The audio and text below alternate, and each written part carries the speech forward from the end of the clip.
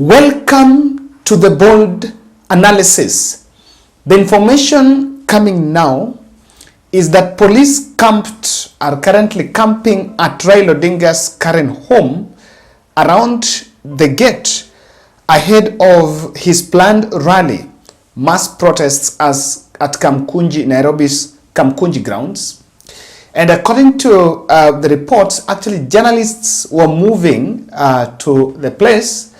But there is also another interesting twist that police were pelting stones at the car belonging to Royal Media Services who were heading to Karen. And probably the police are trying to narrow down on where Raila Odinga is.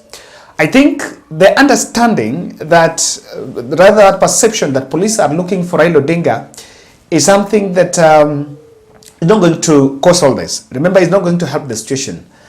I don't just get it right, because Raila Odinga announced Wednesday that they were planning Wednesday protests. But looking at how the government has handled it, William Ruto was in yesterday explained that what the protests are amounting to anarchy. And when they started talking about the anarchy story, you know, it came amidst conversation that, you know, the rallies that had been organized wasn't about the cost of living, was about Raila Odinga. And some of us, political observers, have been saying that the state is making a wrong assumption that the protests is about Raila Odinga. Now, in this podcast, I want to explain how the UDA team, they fell for Raila Odinga's trap. Kindly subscribe to our channel.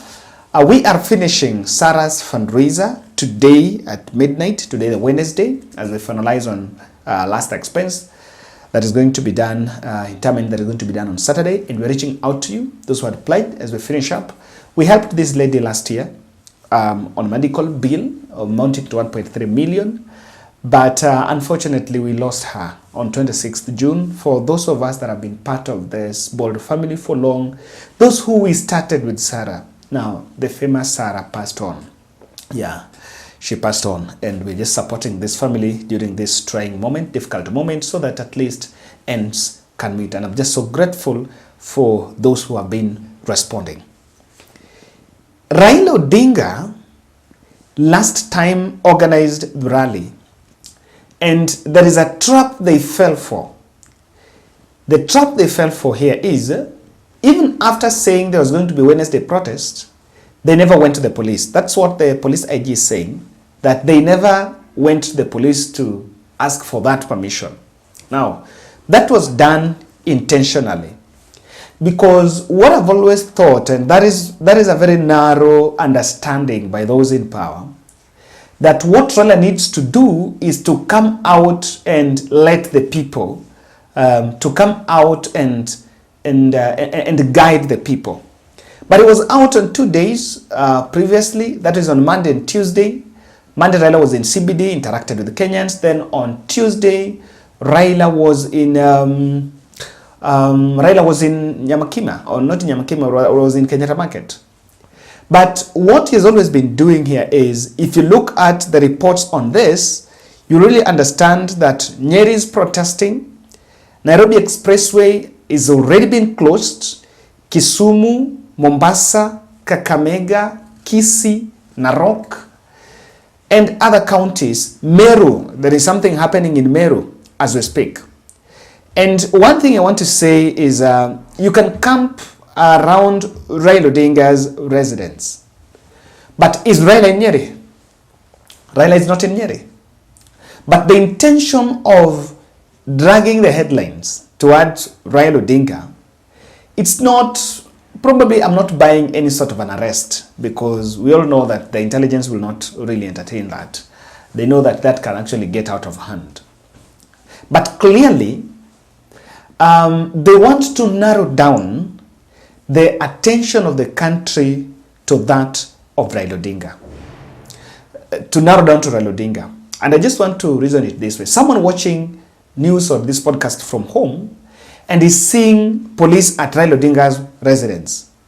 What does that mean? The state is what would actually come in is some sort of fear that maybe things are getting out of hand. And it plays for the gallery, it plays for the people's emotions, because when you tell people that police are camping around Raila Odinga's residence, one understanding is maybe they want to arrest him. And so someone will say, if they're arresting him, then it means that maybe things are out of hand, I should not move, and that fear comes in. So to some extent, they think it can suppress the turnout or people coming out. And because they know very well that is been coming out to protest probably in the afternoon and try to bring this to them. Now, some other understanding that I can also, another interpretation that comes in here is, Karen is personal residence, is his residence. This is a place I believe he lives there with Mama Ida and the children and the grandchildren and all of the other relatives. So when the police camp at his place, maybe they're trying to block him from coming out, or they're trying to put him in some sort of under some house arrest. And what would be the intention of that? I think, according to me, they will actually create the pressure within the family circle, because what will then happen? What does that mean? Probably they are trying to block Raila Odinga from leaving. And even if not lock, but people who are in that place, if they are realizing that it is because of this politics that now they are going after, they are locking him home or in his family, it works really in a manner likely to suggest very well that maybe they are looking after Raila Odinga. Remember, it's coming in the backdrop of a discussion or a threat by William Ruto to arrest Raila Odinga. There was a bit of that discussion.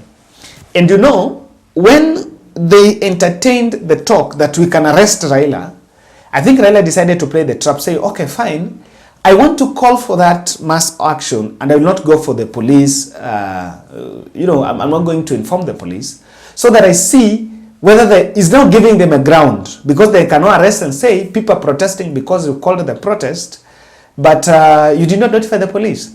But how do you charge him if he did not notify the police and he also did not come out?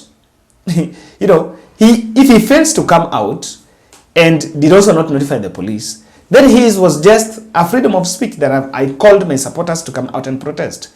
The supporters have a liberty, a decision, either come out and protest or not to protest. Now, what do you expect? Because it's coming when someone said, I can arrest you, or I'm going to arrest you. The other the other interpretation of any attempt to put Raila under in some sort of a lockdown, lock him back in Karen, is there is something I need to tell you, and that is what even William Ruto's handlers have realizing. Raila has a cultic following, and it's a diehard following, and in that kind of following, for people who understand, there is something called a guambo. A guambo is mysterious. It is there's some mysterious power, and that kind of following, that kind of idealistic following, thrives when people see him. I can tell you that as we speak now, we are seeing people protesting different parts of the country, and the reports streaming in very fast.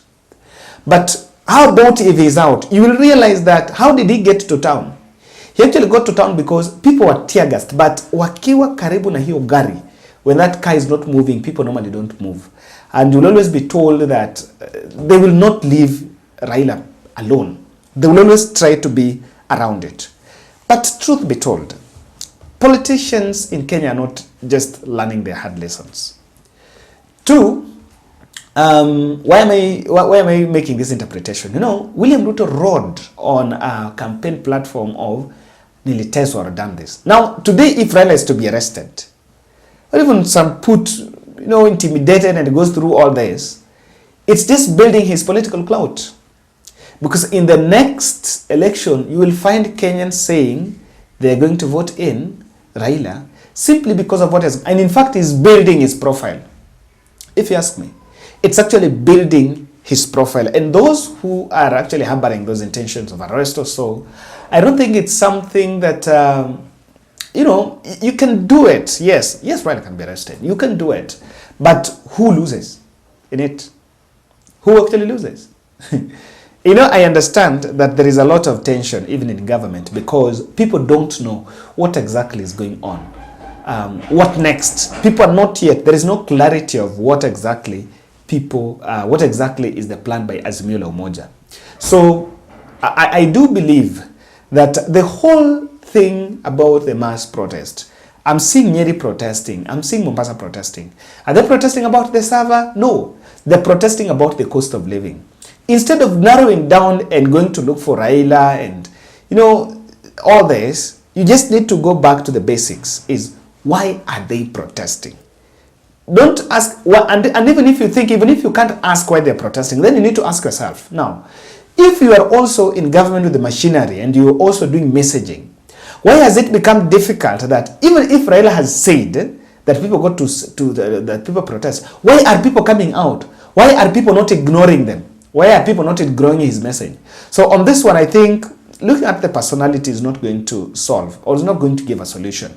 But again, we're in a country and let's see how this will develop. Thank you.